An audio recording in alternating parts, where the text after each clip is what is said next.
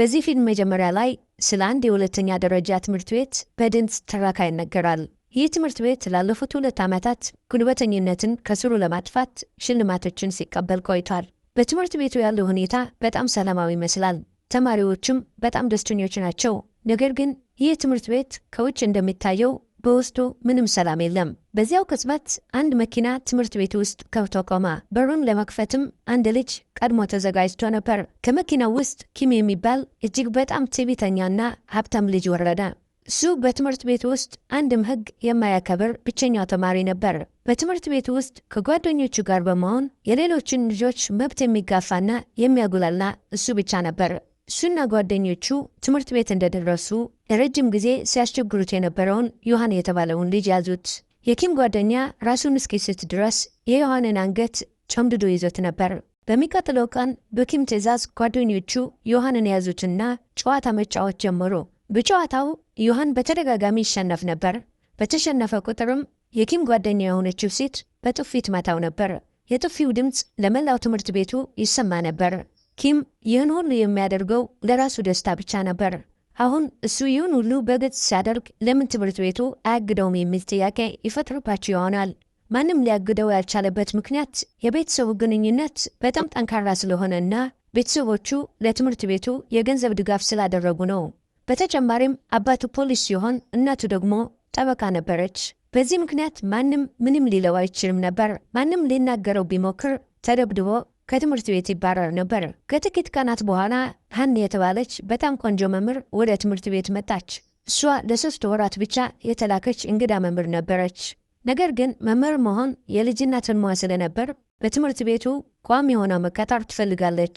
ቋሚ ለመሆንም ሁሉንም መምህራን በአክብሮት ታናግር ነበር። በስራቸውም ትረዳቸው ነበር። በዚያው ቅጽበት የትምህርት ቤቱ ዲን ሃንን አይቶ ብዙ ነገር ተናገረ። ሃን በትምህርት ቤቱ ቋሚ ሆና ለመቀጠር ስለምትፈልግ ዝም ብላ አለፈችው። ከዚያ በኋላ ወደ መጸዳጃ ቤት ሄደችና ለወንድሟ መልእክት በመላክ ንዴቷን አወጣች። ወንድሟ ፖሊሱን ሆነ ሁሉንም ነገር ታካፍነው ነበር። ነገር ግን በወቅቱ ስራ ላይ ስለነበር መልእክቱን አላየውም። በዚያው ጊዜ 2 መምህራን ወደ መጸዳጃ ቤቱ መጡና በኪም ጉልበተኝነት ምክንያት ራሷን ስላጠፋች አንድ መምህር ማውራት ጀመሩ። አሁን ሃን የምትቀመጠው ያቺ መምህር ትቀመጥበት በነበረው ጠረጴዛ ላይ ነው። ሃን ግን ይህን አታውቅም ነበር። ከ2 መምህራን አንዷ ሃን ደካማ ልብ ስላላትና ድንጋጤ ሊፈጥርባት ስለሚችል ይህንን ነገር እንዳታውቅ ተባባሉ። ነገር ግን ሃን ይህን ሰምታ ነበር። ወዲያውኑም ኢንተርኔት ላይ ስለዚያች መምህር አጣራች። በዚያው ቅጽበት ያቺ መምህር ለሃን ደወለችላት። ስልኳም እዚያው መጫው ጀመረ። ሃን ከመጸዳጃ ቤት ወጣችና ዘፈን እየሰማች እንደሆነ በማስመሰል ምንም እንዳልሰማች ሆነች። ከዚያም መምህርቷ ሃንን አንድ አስፈላጊ ነገር ለመንገር ወደ አንድ ክፍል ወሰደቻት። እዚያም ኪምና ጓደኞቹ ለአንዲት አሮጊት ሴት ስድብ ሲሰጡ የሚያሳይ ቪዲዮ ያሳየቻት። ቪዲዮውን እያሳየቻት ስለ ኪም ነገረቻት። ቋሚ ሆና መቀጠል ከፈለገች ዓይንና ጆሮዋን ደፍና መኖር እንዳለባት፣ በተለይም ኪም ባለበት ቦታ ጥንቃቄ ማድረግ እንዳለባት ነገረቻት። በተጨማሪም በተማሪዎች መካከል ምንም አይነት ጸብ ቢፈጠር ጣልቃ እንዳትገባና ተማሪዎቹ ራሳቸው እንዲፈቱት መተው እንዳለባት መከረቻት። ሃን የመምህሯን ምክር ተቀብላ ወደ ቤቷ ሄደች። እቤት እንደደረሰችም ቦክስ በመለማመድ ንዴቷን በወንድሟ ላይ አወጣች። እዚህ ላይ ሃን ተራ ሴት ሳትሆን የቀድሞ የቦክስ ቻምፒዮን እንደነበረች እናያለን። ነገር ግን ቦክስ የሷ ፍላጎት አልነበረም። ፍላጎቷ መምህር መሆን ነበር። ስለዚህ ቦክስን ትታ መምህር ሆነች። በተጨማሪም አሁን አብራቸው የማትኖር አባት እንዳሏት እንረዳለን። አባቷ ለፖሊስ ትልቅ ክብር ነበራቸው። የምርጥ ዜጋ ሽልማትም አግኝተው ነበር። ነገር ግን ሰዎችን ለመርዳት ሲሉ ብዙ ዕዳ ውስጥ ገቡ። በዚህ ምክንያት ሃን የቤቱን ኃላፊነት ለመውሰድ ተገደደች። በዚህ የተነሳ በአባቷ ተነዳ ለብቻዋ መኖር ጀመረች። አሁን አባቷ በአንድ ምግብ ቤት ውስጥ ይሰራሉ። አልፎ አልፎም ሃንን ለመጠየቅ ይመጣሉ። ከሃን ጋር የነበረው ደግሞ ወንድሟ ሳይሆን ያጎቷ ልጅ ነው። ከጥቂት ጊዜ በኋላ ሃን ወደ ገበያ ስትሄድ እቤት ውስጥ አባቷ ለልጆች ሊያከፋፍሏቸው ያመጧቸውን የእንስሳት የፕላስቲክ ጭንብሎች አየች። ከእነዚህም ውስጥ የድመት ጭንብል ወደደችና ለሙከራ አደረገችው።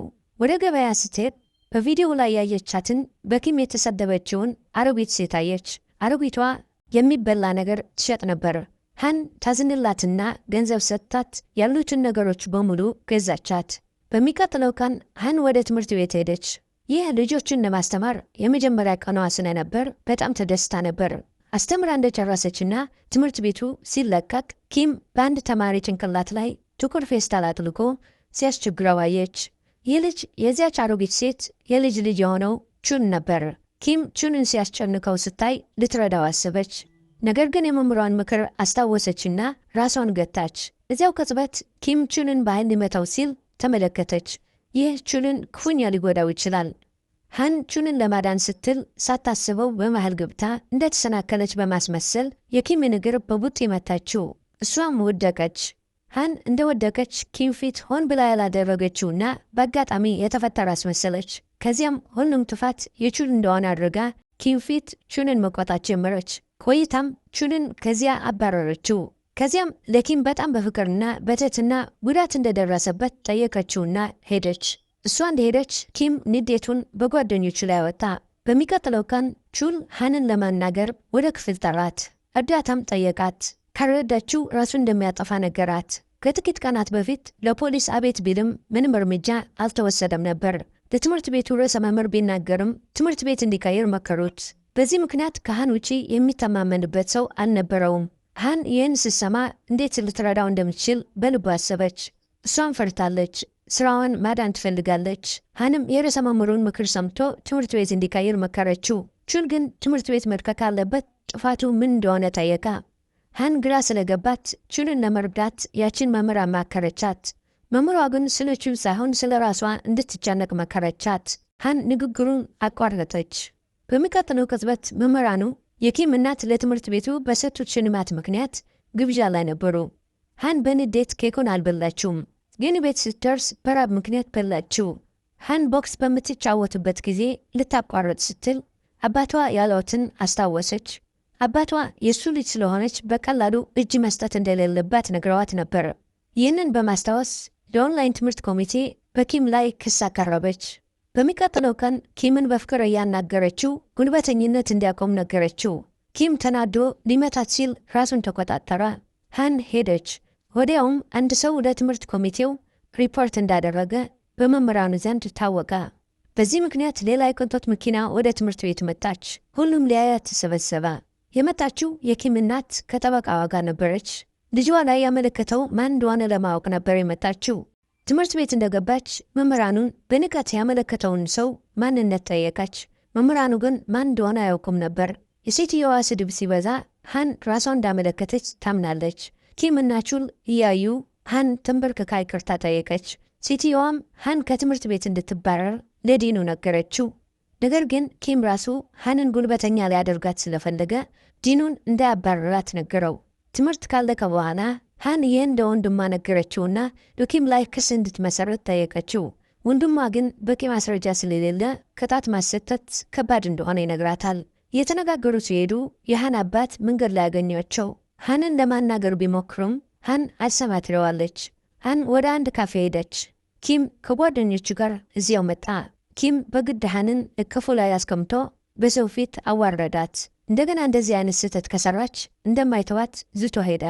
ሃን ወደ ቤት ስትሄድ ምን ጥፋት አጥፍቼ ነው ይህ ሁሉ የሚደርስብኝ ብላ አሰበች። ጥፋት እንዳልሰራችና ሆን ተብሎ እንደተጨቆነች ተረዳች።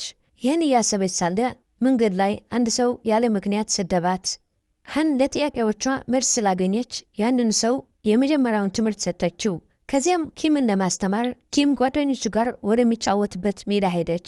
ኪም ከሌላ ቡድን ጋር ሲጣላ ሃን አጋጣሚውን በመጠቀም የድመት ጭንብል አድርጋ ኪምን በደንብ ደበደበችው። ፖሊስ እስኪመጣ ድረስ ደበደበችው። ፖሊስ ሲመጣ ግን ትታው ሄደች። ሊ የተባለ ልጅ ጭንብሏን ስታወልቅ አያት። ይህ ልጅ ከአባቷ ጋር በምግብ ቤቱ የሚሰራ ሲሆን ቦክስ ይለማመድ ነበር። ኪም እሱንም ያጉላለው ስለነበር ሊበቀለው ይፈልግ ነበር። በሚቀጥለው ቀን ሊ ትምህርት ቤት ውስጥ አንድ ሰው የድመት ጭንብል አድርጎ ኪምን እንደደበደበው ወሬ ነዛ። በዚህ ምክንያት ትምህርት ቤቱ በኪም ላይ ሳቀበት። ኪም ወደ ጠረጴዛው ሲሄድ የድመት ምስል ተስሎበት አየና ተናደደ። ሊ ከሃን አባት ጋር ቦክስ ሲለማመድ ሃን ልጃቸው እንደሆነች አወቀ። ኪም ንዴቱን ለመወጣት ከጓደኞቹ ጋር ሆኖ ቹልን እንደገና ልብሱን አስወልቆ ማዋረድ ጀመረ። ለራሱ ምግብ እንዲያመጣለት አዘዘው። ቹልም የሃን አባትና ሊ ወደሚሰሩበት ምግብ ቤት ሄደ። ኪምን ለመግደል ቢላዋ ይዞ ወጣ። ሊ ሲያየው አዘነለት። ሊ ለሃን ነገራት። ሃን ኪም ቹልን እያጎላለው እንደሆነና ያ ኪምን የደበደበው ሰው እሷ እንደሆነች ነገረችው። ቹል ኪምን ለመግደል ሄደ። ነገር ግን እሱ ከመድረሱ በፊት ሃን እንደገና የድመት ጭንብል አድርጋ ኪምን ልትደበድበው ደረሰች። መጀመሪያ ኪም ሃን እንደበደባት፣ በኋላ ግን ሃን መደብደብ ጀመረች። በዚህ መሃል ቹል ቢላዋ ይዞ መጣ። ሃን ኪም ላይ ትንሽ ጉዳት ቢደርስበት እንኳን ቹል እንደማይለቀው ስለምታውቅ በመሃል ገብታ ኪምን አዳነችው። ቢላዋውም የእሷን እጅ ወጋው። በሚቀጥለው ትዕይንት ሃን ሆስፒታል ውስጥ ነች። አባቷና ያጎቷ ልጅ መጥቶ ያጎቷ ልጅ ለፖሊስ እንድትናገር ጠየቃት። ሃን ግን ፈቃደኛ አልሆነችም። ምክንያቱም ለፖሊስ ከነገረች ቹል ችግር ውስጥ ይገባል። ኪም ማን እንደደበደበው እያሰበ ነበር። በዚያው ጊዜ ተመሳሳይ የድመት ጭንብል ያደረገ ሌላ ሰው መጣ። ኪም ተናዶ ያንን ሰው ደበደበው። ሃን ከሆስፒታል ስትወጣ አባቷ ተደብድበው አየች። የድመት ጭንብል አድርጎ የመጣው ሰው አባቷ ነበሩ። የሃንን በቀል ለመወጣት ሄደው ነበር፣ ነገር ግን አልተሳካላቸውም። ወደ ቤት ሲመለሱ ሃን በሐሳብ ወደ ኋላ ትሄዳለች። በብሔራዊ የቦክስ ሻምፒዮና ላይ ጥሩ እየተጫወተች ሆን ብላ ተሸንፋ ነበር። አባቷ በዕዳ ምክንያት ጂም ቤታቸውን እንዲዘጉ ስለነበር አሰልጣኙ ጂም ቤቱን ለማዳን ጨዋታውን መሸነፍ እንዳለባት ነግሯት ነበር። አሁን አባቷ ይህንን ሁሉ ስለገባው ለሃን ነግረዋት ይቅርታ ጠየቁ። ሃን እንደተኛች መስላ ነበር፣ ግን እየሰማች ታለቅስ ነበር። በሚቀጥለው ቀን ትምህርት ቤት ውስጥ ኪም ጓደኞቹ ጋር ሆኖ ያንን የድመት ጭንብል ያደረገውን ትክክለኛ ሰው ይፈልግ ነበር። ሲያጣው ግራ ተጋባ። ያን ጊዜ ሃንን አያትና ኪምን ስትደበድበው የተጠቀመችበትን እንቅስቃሴ ስትሰራ አያት። ኪም ያ ሰው ሃን መሆኗን አረጋገጠ። ሃንን ክፍል ውስጥ ዘግቶ ሊያሰቃያት አስቦ ነበር። ድንገት የትምህርት ቤቱን ዓመታዊ በዓል ማስታወቂያ አየ። ሃን በዓመታዊ በዓሉ ቀን የቦክስ ውድድር እንዲያደርጉ ጠየቀችው። በጠቅላላው ትምህርት ቤት ፊት ያጣችውን ክብር ለማስመለስ ፈለገች። ሃን ቹል ትምህርት ቤት እንደለቀቀ አወቀች። ቤቱ ሄደችና አያቱን አገኘቻቸው። ቹል ጣራ ላይ ሆኖ ሊዘል ሲል አየችው። ሃን አቁመው ይቅርታ ጠየቀችው። ቹል ኪም ለምን እንደሚያስጨንቀው ነገራት። ኪም አያቱን ሲያስቸግር ቹል ኪምን ገፍትሮት ነበር። ከዚያን ጊዜ ጀምሮ ነበር ኪም ቹልን ማስጨነቅ የጀመረው። ሃን እንደገና እንደምትረዳው ቃል ገባችለት። ከጥቂት ቀናት በኋላ በትምህርት ቤቱ ዓመታዊ በዓል የቦክስ ውድድር ተዘጋጀ። ትምህርት ቤቱ በሁለት ተከፈለ። አንዱ ኪምን ሲደግፍ፣ ሌላው የድመት ጭንብል ያደረገውን ሰው ደገፈ። ኪም መጣና ከሃን ጋር ተጋጠመ። ሃን አሁንም የድመት ጭንብል አድርጋ ነበር። መጀመሪያ ኪም ሃን እንደበደባት፣ ሁሉም ከጭንብሉ በስተጀርባ ያለውን ሰው ለማወቅ ጓጉቶ ነበር። በውድድሩ መሃል ሃን ጭንብሏን አወለቀችው። ሁሉም ተደነቀ። ማንም ሃን ትሆናለች ብሎ አልገመተም ነበር። ከዚያ በኋላ ሃን ኪምን መደብደብ ጀመረች። ኪምን እስኪደክመው ደበደበችው። ከዚያም ወደ ቹል ወስዳ ይቅርታ እንዲጠይቅ አዘዘችው። ኪም በትዕቢት እምቢ አለ። ሃን አሸንፋ ቹልን ይዛ ወደ ፖሊስ ጣቢያ ሄደችና አመለከተች። በዚያው ጊዜ የኪም ሴት ጓደኛ መጣችና ኪም ሌሎችን ሲያጎላላ የሚያሳዩ ቪዲዮዎችን ለፖሊስ ሰጠች። በቂ ማስረጃ ስለተገኘ ፖሊስ ኪምን አሰረው። ሃን ለቹል የገባችው ቃል አከበረች። ከጥቂት ቀናት በኋላ ሃን ወደ ሌላ ትምህርት ቤት ሄደች። እዚያም መምህራኑ ቋሚ መሆን ከፈለገች ዓይንና ጆሮዋን ደፍና መኖር እንዳለባት መከሯት። ሃን ፈገግ ብላ ተስማማች። ፊልሙም በዚህ ያበቃል።